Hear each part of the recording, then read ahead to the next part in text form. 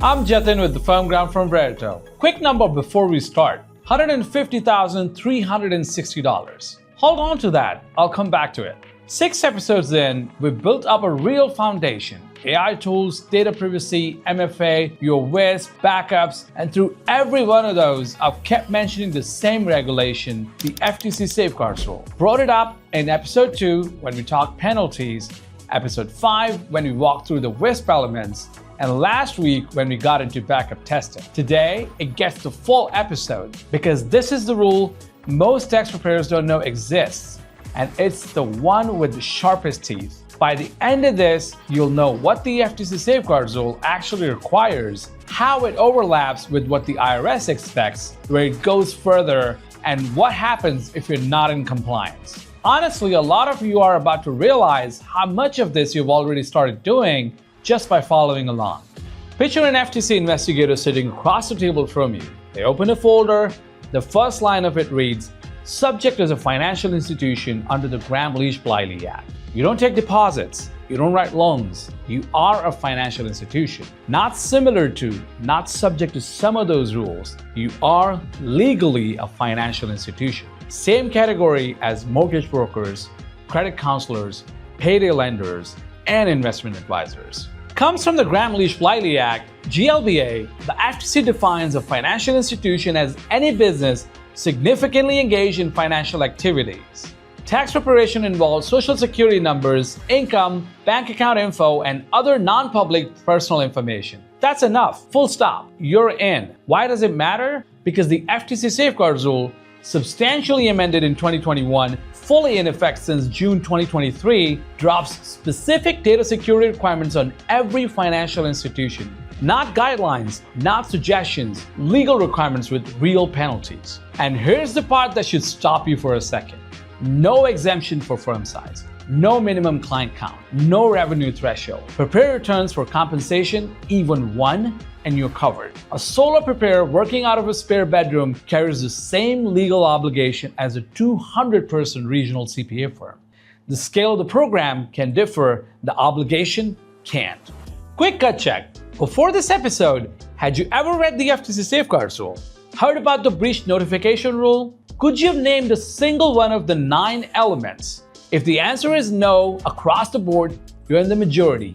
Easy majority. The rule didn't get a press coverage HIPAA gets in healthcare. There was no industry-wide panic when the compliance deadline hit in June 2023. Most tax practices didn't even notice it came and went. Part of it that the IRS has its own playbook. Publication 4557, the WISP. The Security 6. Most firms focus there because the IRS is the regulator they actually interact with every year. The FTC feels distant, like it's somebody else's problem. Banks, credit card companies, not a 5-person accounting office. The FTC doesn't see it that way. And if there's ever a breach at your firm, the FTC is one of the agencies that can come knocking. So let's walk through what they actually require. The FTC safeguards rules, specifically section 314.4, lays out 9 elements your information security program must include.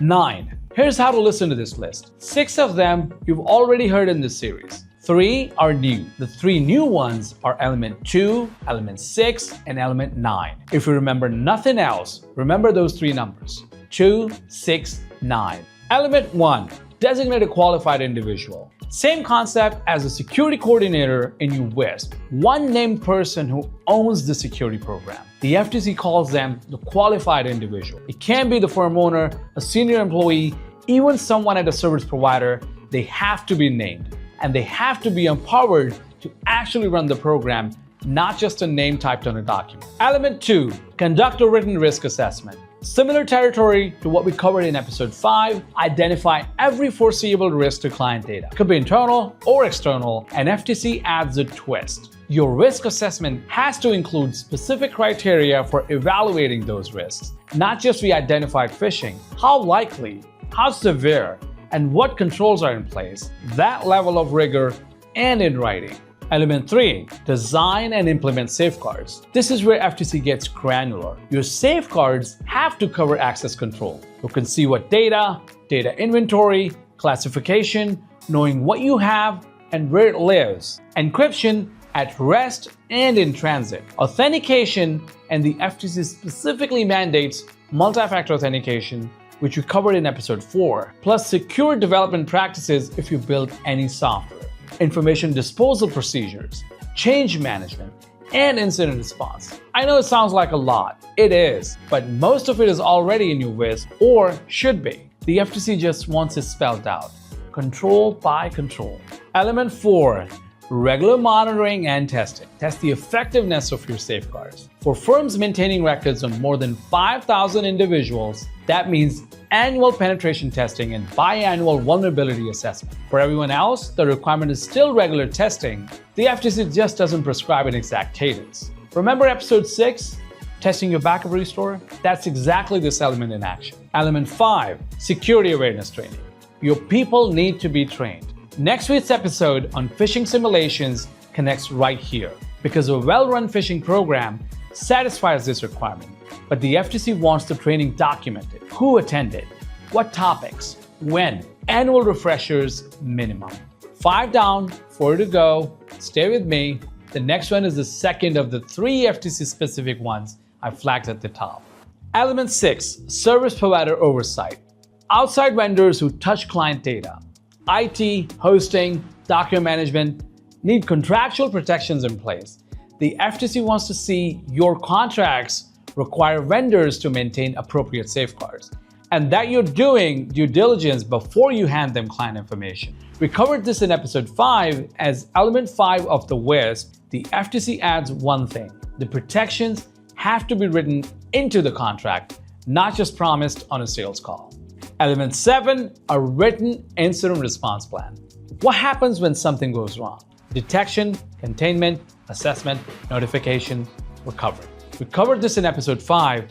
The FTC adds one very specific piece that goes beyond what the IRS asks for, and I'll come back to it in section 5, the breach notification rule. Element 8, periodic evaluation and adjustment. Your security program isn't a one-time build. The FTC expects you to evaluate it and adjust over time. When you add new technology, when the threat landscape changes, when you have an incident, the living document principle we've been talking about since episode 5 lives here. Review annually at minimum and update whenever something material changes. Element 9, written annual report. Here's the one most firms miss completely. The FTC requires your qualified individual to produce a written report, at least annually, delivered to the firm's board of directors or equivalent governing body. In many firms, that's the firm owner. The report still has to exist. It covers the status of the security program, any material matters tied to it, and the qualified individual's assessment of compliance. This isn't in publication 4557. This is FTC specific. If you don't have it, you've got a gap. Now that's the list. 9 elements, 6 familiar, 3 new. The 3 new ones, just so you've got them. Element 2, written risk assessment with specific criteria. Element 6, contractual vendor requirements. Element 9, the annual written report. 2, 6, 9. Those are the FTC specific additions that go past what the IRS wants. I know what some of you are thinking. I already have a WISP. Doesn't that cover the FTC too?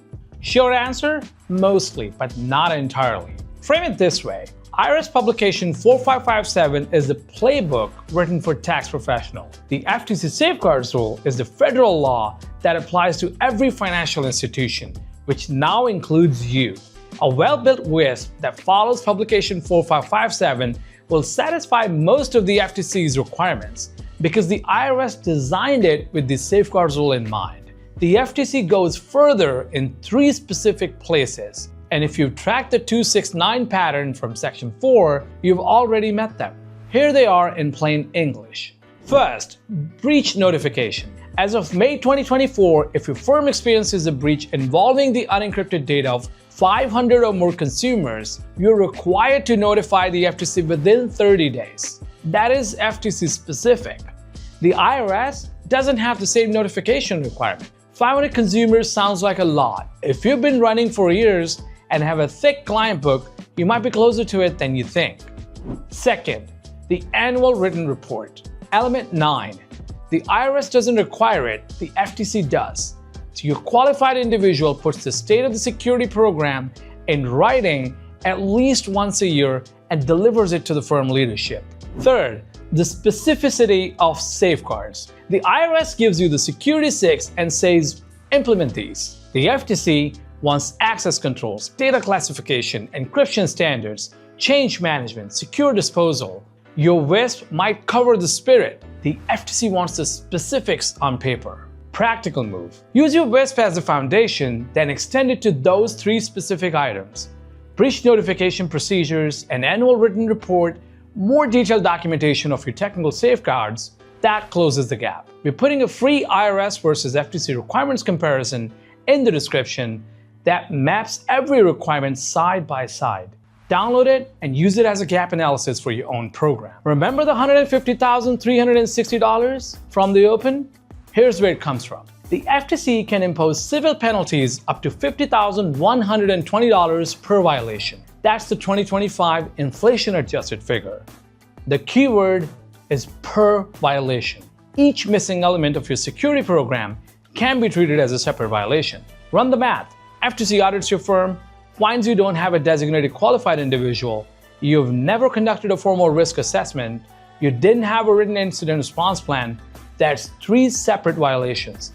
$50,120 each, $150,360. That's the number from the open. 3 missing elements, 6 figures of exposure. And if you put under a consent order and still haven't fixed the issues, the ongoing penalty is up to $43,792 per day. Let me be straight with you. The FTC isn't out mass auditing tax practices. Most enforcement actions so far have targeted larger organizations. But here's the scenario that should concern you. Breach at your firm. Client data gets exposed, a laptop walks out of the door, ransomware hits, affected clients file complaints. Now the FTC investigates. The first thing they ask you is whether you had a compliant security program. If you didn't, the breach turns into an enforcement action, and the penalties compound. Beyond the FTC, a breach without a compliant program can also trigger IRS e-fin revocation. You'll lose the ability to e-file, plus disciplinary action under Circular 230. And your clients can file civil lawsuits under state consumer protection laws. Point isn't to scare you, it is to make the math real. The cost of compliance is a few hours of focus work to build a complete program. The cost of non-compliance is a bad scenario can close your firm. Quick Verito note, if you're a VeriGuard firm, your managed IT program is built to address both IRS and FTC requirements. MFA enforcement, encryption, backup architecture, monitoring, incident response, all built into the platform.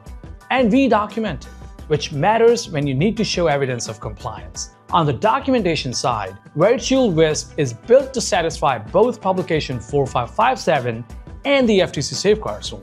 That includes the breach notification procedure, the annual report template, and the detailed safeguard documentation the FTC expects. One document that covers both regulatory frameworks. I know that was a dense one. 9 elements, 2 regulatory frameworks, penalty math. If your head's spinning a little, that's normal.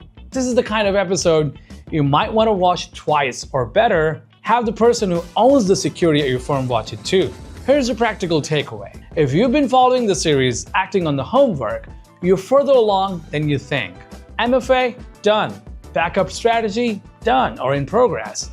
WISP, if you built or updated one after episode 5, you've got the foundation. The gaps most firms have are the 3 FTC-specific items: the breach notification plan, the annual written report, the detailed safeguard documentation, 2, 6, 9. So here's your action this week. Pull out your WISP and ask 3 questions. 1. Do you have a breach notification plan? Not just incident response. Specifically, do you know how and when you would notify the FTC? 2. Has your qualified individual produced a written annual report on the state of your security program? 3. Are your safeguards documented with real specifics? Not we have encryption. Which encryption standard? On which system? Managed by whom? Close those 3 gaps and you bridge the distance between IRS compliance and FTC compliance, and you built a program that can hold up to scrutiny. One question to leave you with until Thursday. Should you right now be sending fake phishing emails to your own staff? And if the click rate came back to at 30%, would you know what to do about it without making the people who click feel terrible? That's Thursday. I'm Jatin. This is the Firm Ground from Verito. Stay safe and stay blessed.